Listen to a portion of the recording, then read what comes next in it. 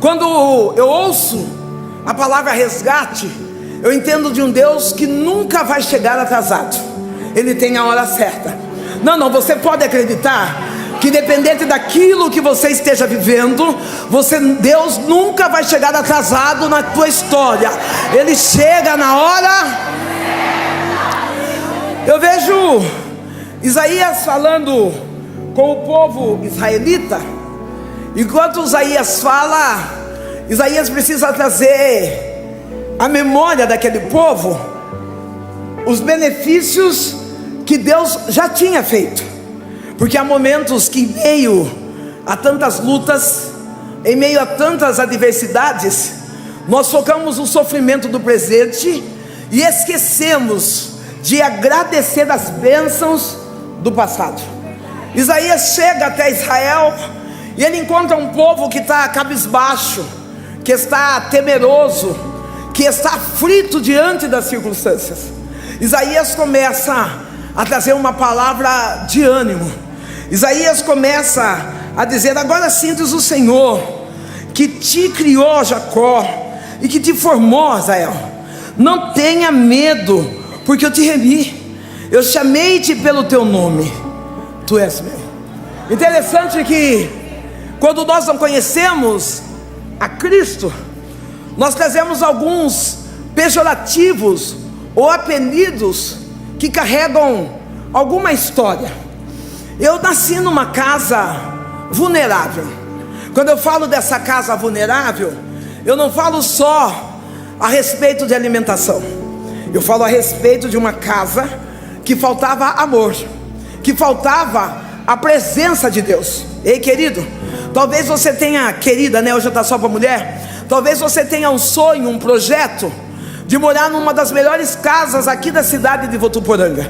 Eu vou dizer para você que o seu sonho é bom, mas não adianta uma casa ser maravilhosa se Jesus não estiver dentro dela. Talvez você está achando que é os bens materiais que aplaude Jesus então.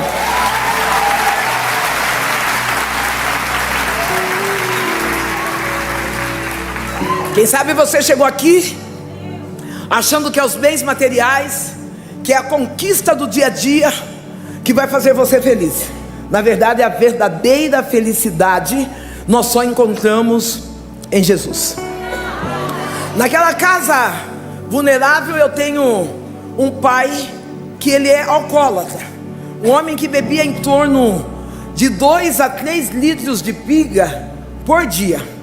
Eu até hoje tenho uma indagação dentro de mim, porque eu, por trabalhar junto com o público, eu vejo lares que falta tanta coisa, mas não falta o vício. Eu vejo lares que muitas das vezes as crianças não têm o privilégio de ter um Danone, de ter uma bolacha, mas aquele vício da bebida ou de outros produtos químicos está à mesa. Minha casa era assim. O meu pai, ele era viciado no álcool, e a minha mãe uma mulher que se encontrava letárgica, lenta, diante da situação. Eu quero entender, embora eu não tive tempo de ter um diálogo como esse com a minha mãe, mas eu quero entender que a minha mãe, ela deve ter casado cheia de sonhos, ela deve ter casado cheia de projetos, e ao longo do caminho, ela foi vendo a bebida destruindo a sua história. Talvez você que está me escutando via online, que essa palavra também alcance a tua casa. Não deixe nada e ninguém tomar a posição do teu lar a ponto de destruir a tua família. Não deixe que os vícios, seja da prostituição, bebidas, drogas, venha a ser a bandeira do teu lar, mas que Cristo seja aquele que é eternamente exaltado. Dentro daquela família vulnerável, nós fomos morar, os meus pais foram morar numa casa onde existia 7 casas, num banheiro só para 7 famílias. Eu lembro que às vezes pessoas da rua, moradores da rua, usavam o nosso banheiro.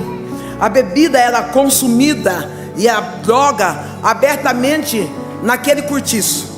Eu lembro que uma certa feita aconteceu, vou falar na minha linguagem de hoje, um entupimento no encanamento da casa. Eu não sei se era fossa, se era esgoto, porque eu era uma criança. Mas o que eu sei é que um homem chegou, quebrou umas valetas dentro de casa, deixou um buraco, um córrego dentro da cozinha e foi embora. Aquele córrego que corria a céu aberto passava as funções fisiológicas das 7 casas no meio da cozinha de casa. O meu pai, distraído nos vícios e perdendo o maior chamado que um homem pode ter, que é de sacerdote, ele não se preocupa em corrigir aquele déficit. Ele não se preocupa em trazer proteção para nossa casa. Eu lembro que eu disse para minha mãe uma certa feita, nós almoçando, a minha mãe, ela disse para mim, eu olhei para minha mãe, e naqueles vestígios de carne, nas fezes, eu chorando, eu disse: mãe, nós não comemos carne hoje, é porque eu estava vendo fezes de outras pessoas. Eu sei o que é viver num estado de extrema pobreza. Eu sempre fui uma menina, ou uma criança sapeca. Você já encontrou o meu jeito aqui, brincalhão de rir? Já encontrou uma menina Sandra dentro de mim? Essa menina Sandra, ela tinha uma necessidade, palavras de afirmação. Eu, quando criança, eu necessitava que dissessem: Sandra, você é linda. Sandra, você é inteligente. Dentro da minha casa, para os meus pais, eu era sapeca, eu era burra, eu era desastrosa, eu era falante. Um amigo do meu pai, frequentador da casa, ele tinha um armazém, e ele, percebendo essa falta de palavras de afirmação dentro da minha casa, ele começou a trabalhar no meu psicológico. Eu, com apenas 8 anos, eu passava na frente do mercado e ele dizia: Sandra, como você é bonita. Vai me dar problema esse manjar ainda hoje, amor?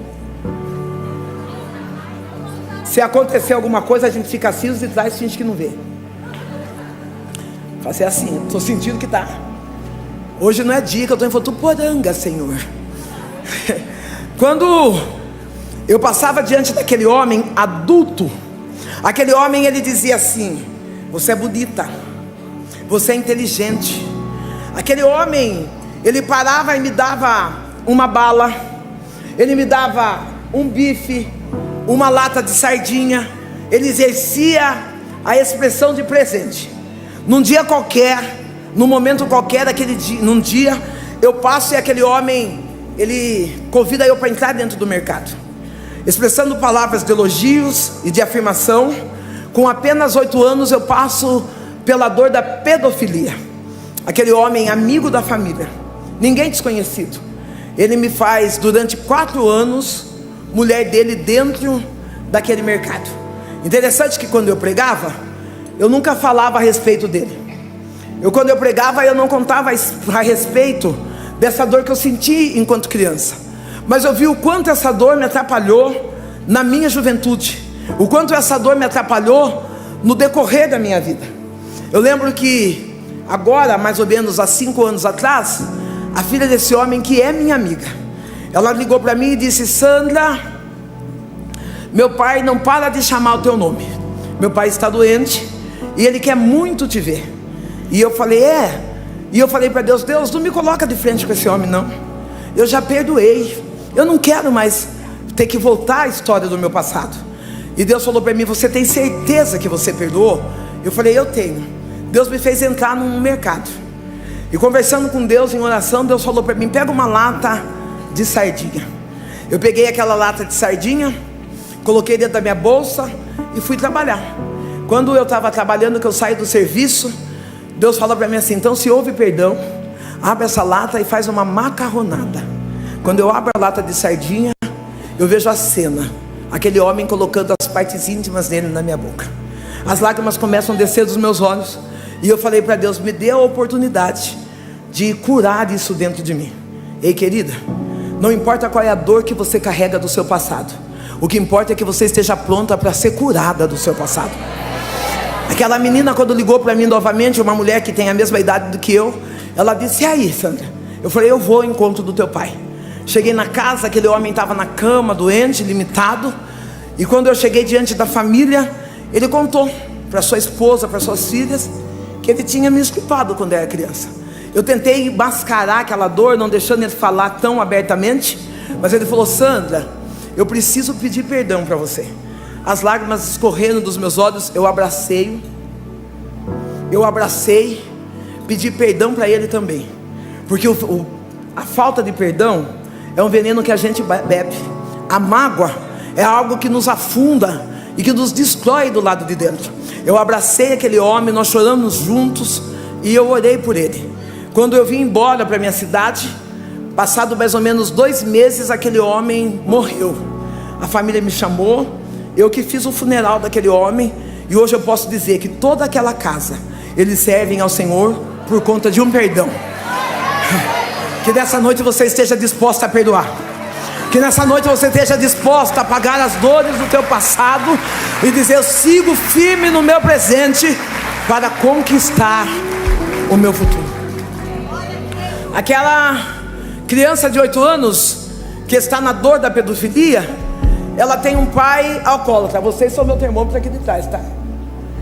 Eu tenho um pai alcoólatra, um pai que ele agride a minha mãe com palavras pesadas. A minha mãe sentiu na pele os pilares da violência doméstica. A minha mãe sentiu a dor da traição, a dor do abandono, a dor da falta de cuidados, da falta de palavras de carinho. Meu pai, aos 37 anos de idade, Deus prepara para que nós venhamos mudar de casa. Na casa onde nós vamos morar, é bem próximo uma igreja como essa, uma igreja que dá glória a Deus, uma igreja viva, uma igreja que dá aleluia. Eu lembro que quando nós passávamos na frente da igreja, o meu pai alcoolizado, ele dizia assim: eu não entendo esses crentes, no meio de toda essa bagunça que está acontecendo, eles ainda encontram forças para glorificar ao Senhor. Ei, Satanás está furioso, porque ele não consegue entender que no meio de todas as dores que você está vivendo, você ainda teve forças de chegar aqui na igreja e veio disposta para glorificar o nome santo do Senhor. Não, você não veio para ver Sandra Alves, você veio para exaltar o Rei dos Reis, o Senhor dos Exércitos, o Deus Todo-Poderoso.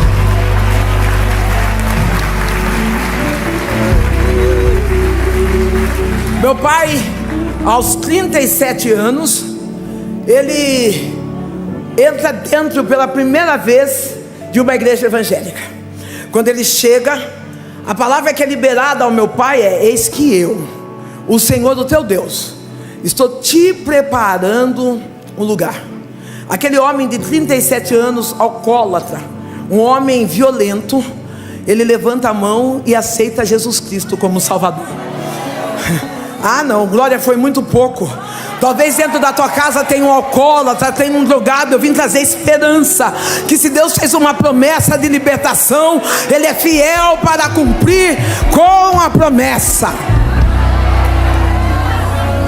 Meu pai, ele entrega a vida para Jesus, e quando ele chega em casa com essa novidade, a minha mãe, é lógico que não aceita. A minha mãe é uma mulher que estava ferida, machucada pelas palavras ouvidas diariamente.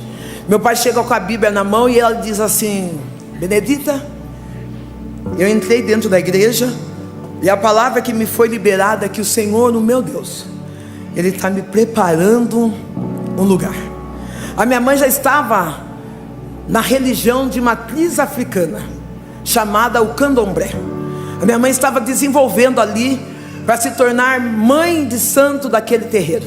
Eu lembro perfeitamente que no meio daquela bagunça toda, a minha mãe pega a Bíblia e ela começa a xingar meu pai. Ela diz: agora, no meio de tantas dificuldades, onde eu encontro lugar para expressar minha fé, você vai dizer que você é crente? Ela pega a Bíblia e começa a esboferir palavrões e a bater no meu pai com a Bíblia. O meu pai, que era acostumado a bater nela, ele está em silêncio, as lágrimas descem e ele diz: eu tenho uma palavra, o meu Deus está me preparando um lugar. Ah, quantos estão debaixo de uma palavra aqui? Quantos estão debaixo de uma promessa em que o nosso Deus poderoso, se nós permanecermos fiéis, nós encontraremos com Ele, porque Jesus está preparando esse lugar.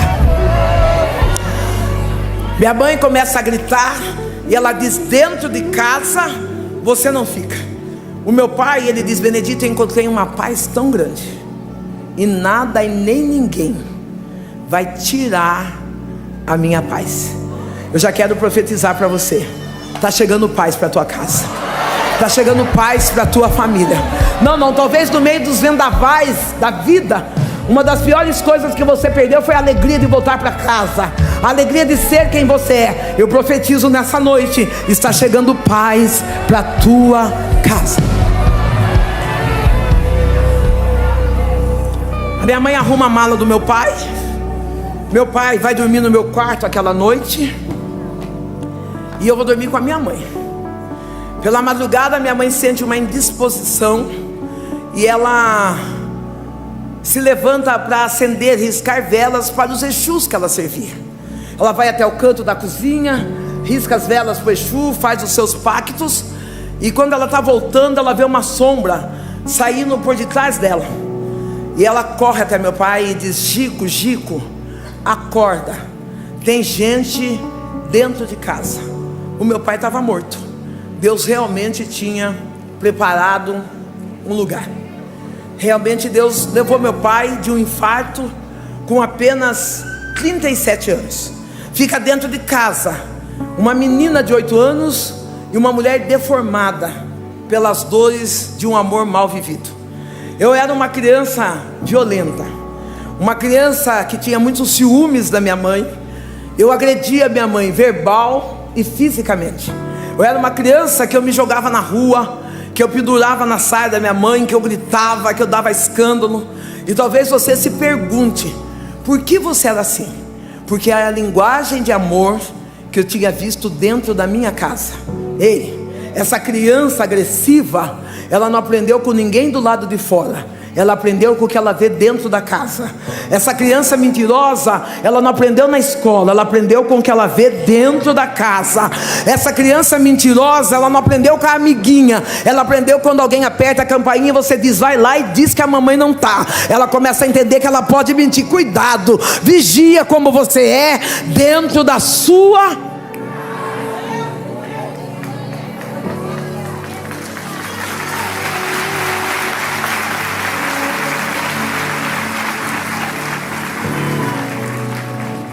Uma casa onde a maldição seguia os nossos passos. A minha mãe tentando encontrar paz. A minha mãe, ela se entrega a um Exu.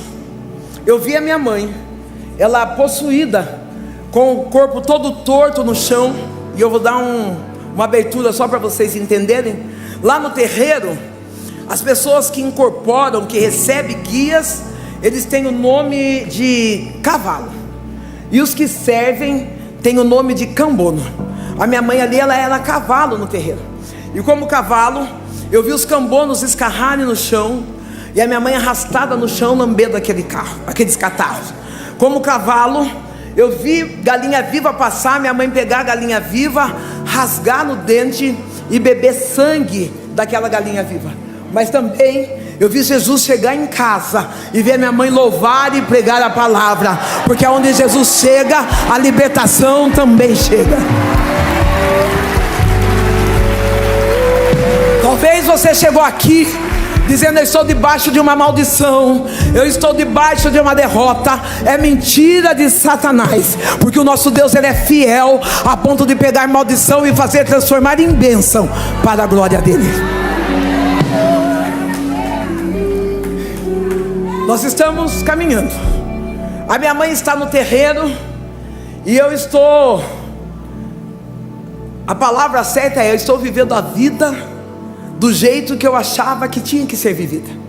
Uma menina cheia de traumas, uma menina que perde a sua pureza aos 8 anos, e uma das coisas que acontece com ela foi a desvalorização do próprio corpo. Eu entro e começo a ter sexo ilícito. Eu não vou dizer que eu era uma prostituta. Eu vou dizer que era uma menina que praticava sexo abertamente com qualquer um, qualquer momento, sem nenhum sentimento. Alcoólatra, fumante. Uma menina que deu muita tristeza para o coração da minha mãe. Às vezes eu ia no terreiro com a minha mãe, mas o que eu mais gostava mesmo é que aos finais de semana, quando tinha os cultos da igreja evangélica, eu ia na porta da igreja. Eu colocava uma saia bem curtinha, ou um shorts, uma mini blusa, e começava a dar escândalo na porta da igreja. Ali eu começava a dançar, e eu tentava, ou ameaçava, simulava que eu ia tirar minha roupa. Por isso que hoje eu prestigio demais os diáconos, porque eu sei que não é fácil. E quando eu fazia aqueles gestos, existem algumas pessoas que elas, após se converterem, elas se tornam mais acusadores do que abençoadores. Tem pessoas que, infelizmente, quando deparam com alguém que está caído no pecado, quando deparam com alguém que está derrotado nas crises do vício, ele não tem coragem de pregar a palavra, mas tem coragem de falar: fulano vai para o inferno. Ei, querido, você não tem a chave do inferno. O que você tem é uma boca profética para conduzir as pessoas para chegar ao céu. Eu vou melhorar. Talvez você é a pessoa da quarta trindade que vive amaldiçoando o teu filho que está no homossexualismo. Talvez você é a pessoa da quarta trindade que vive amaldiçoando o seu esposo porque ele é alcoólatra. Eu vim aqui para declarar: pode até estar morto, mas ele é seu. Então a partir de agora, para de amaldiçoar e recolhe para dentro, porque Deus é aquele que transforma a vida daqueles que creem nele.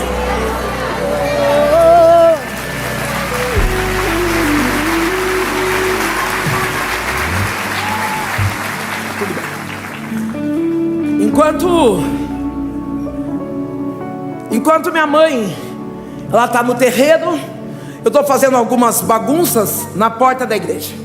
Na porta da igreja aparece uma criança com apenas 6 anos de idade.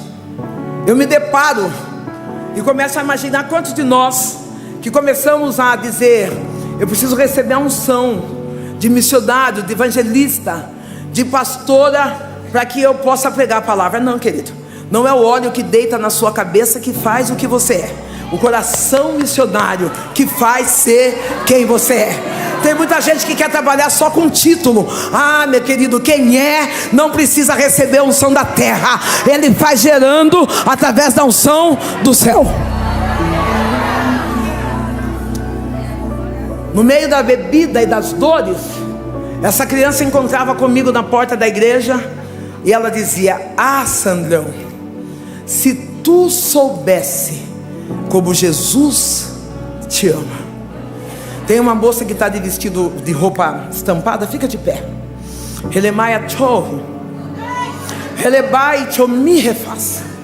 Na época em quando essa criança dizia sobre o amor de Deus, eu não sabia o que era amor, porque eu tinha passado por tantas dores, por tantas decepções. Enquanto eu olho para você, o Eterno diz: diga a ela que eu estou descendo balso de mirra para curar as dores sentimentais. Há momentos que você olha e diz: Senhor, existem âmbitos da minha vida que parece que a felicidade nunca vai chegar. Aí o Deus que é poderoso, Ele vem e te abraça nessa noite e diz: eu cuido de ti. Deus, Ele está cuidando de você. Deus está cuidando dos teus projetos e dos teus sonhos. Nada cairá por terra. Há um cuidado de Deus sobre ti.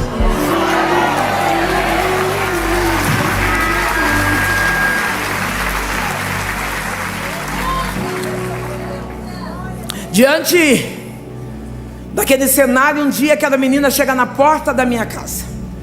Eu já tinha ouvido alguns cultos evangélicos pela televisão. Pela televisão, às vezes eu e minha mãe fazia um copo de caipirinha. Enquanto o pastor estava pregando, muitas das vezes o pastor dizia: você que está na sua casa, com esse copo de caipirinha na mão, Deus tem uma palavra para você. Nós pegávamos o copo de caipirinha, bebia um gole e dizia: é para nós.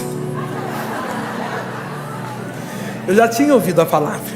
Aquela menina um dia chega na porta da minha casa, bate palma, e ela diz: Sandrão, na minha igreja vai ter um culto das crianças. A senhora fica de pé? Deixa eu pensar, peraí. 1, 2, 3. o pastor, a moça de blusa branca, aqui ó, nessa fila. Relemai Torre, Relemai Tobi Refácia, Eli de Faz. Aquela criança, ela foi o divisor de águas dentro da minha casa. O Eterno está dizendo: descansa, porque sou eu quem cuido da tua família. O Eterno diz: vocês estão vendo o lamento e uma lágrima de uma mãe, mas a minha roupa vai acontecer um problema. E vocês seguram para mim aí? Aqui vocês não contam e elas vão deixando passar, ok? Diante das dificuldades da vida, o Deus Todo-Poderoso, Ele vem para dizer: eu estou cuidando da tua casa, eu estou cuidando dos teus filhos e da tua história. Alguém passou por lá e disse: vai haver vergonha. Mas aí o Deus Poderoso diz: o que você gerou no joelho não é para vergonha, é para a tua dupla honra.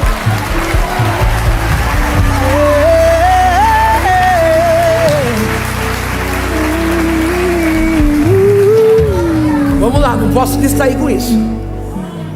Quando aquela menina chegava em casa, ela chegou em casa com apenas uma palavra. Ela disse para mim: Sandrão, vai ter culto na minha igreja, e o pastor disse que quem levar uma visita vai ganhar um presente. Eu vou pedir para vocês, se alguém muda para água de coco, alguma coisa que dê um Gatorade, alguma coisa diferente disso aqui. Pode ser também, faz as receitas caseiras aí. Vai fazendo, seja o que Deus quiser. Quando ela chega em casa, ela diz assim: Sandrão, vai ter um culto na minha igreja. O meu pastor disse que quem levar uma visita vai ganhar um presente. E eu disse para os meus pais: a minha visita é a Sandrão. Quando aquela menina, ela está falando isso para mim, o meu coração se enche de temor. Eu sinto um amor por aquela criança, porque aquela criança é a única que me abraça sem pedir nada em troca. É a única que me acalenta sem pedir favores. Eu não queria dizer não para ela. Então eu olho para ela e eu dou um sorriso.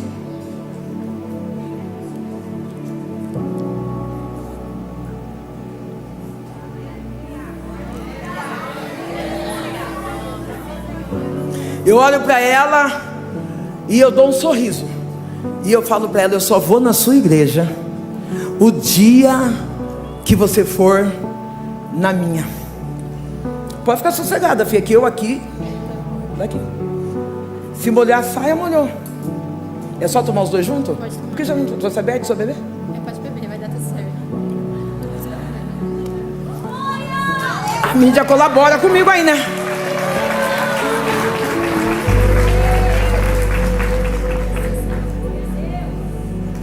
Eu acho que não dá.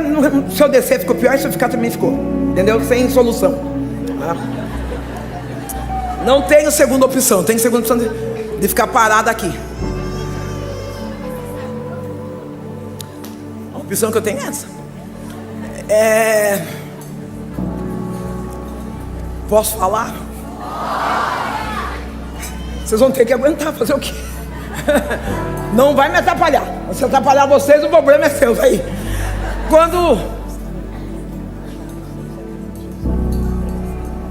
Se eu sentar, já vai molhar minha saia, porque já está aqui. Corta.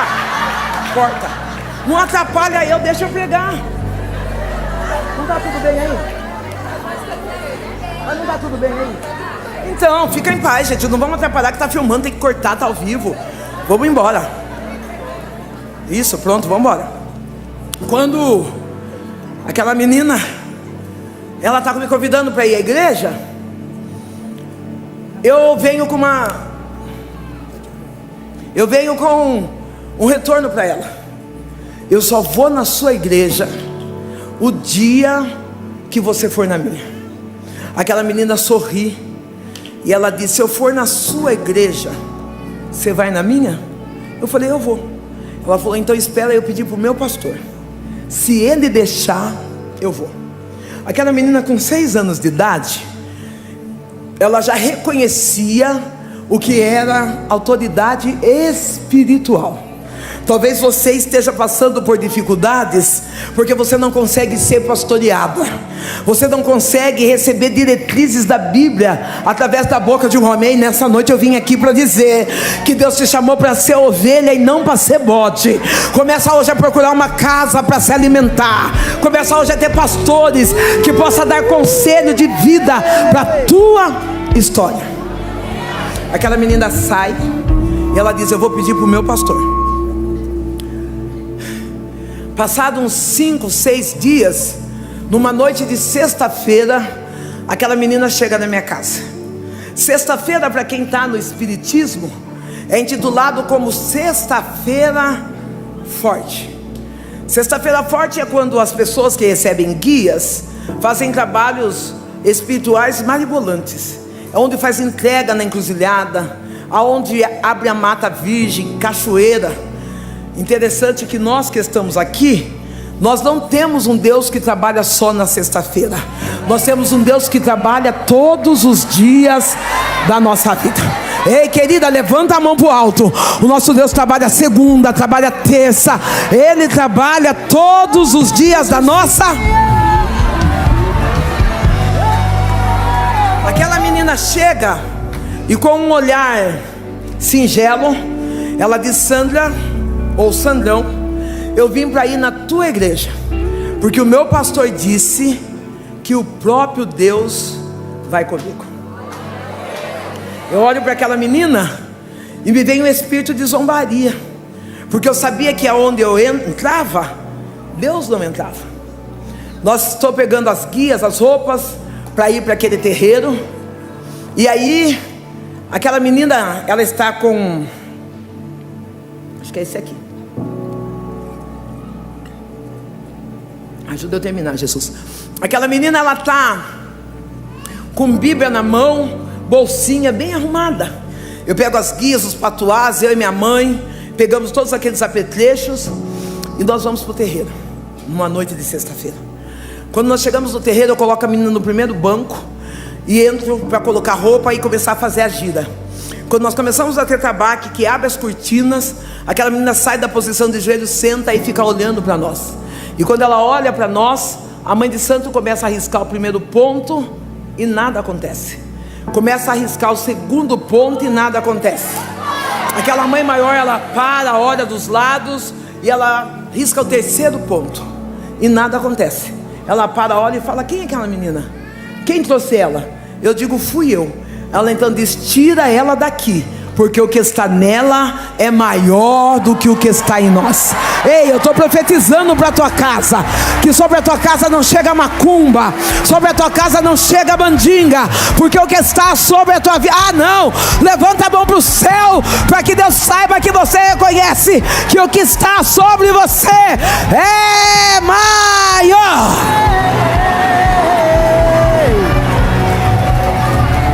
É maior. É mentira de Satanás que você vai perder essa batalha. É mentira do inferno.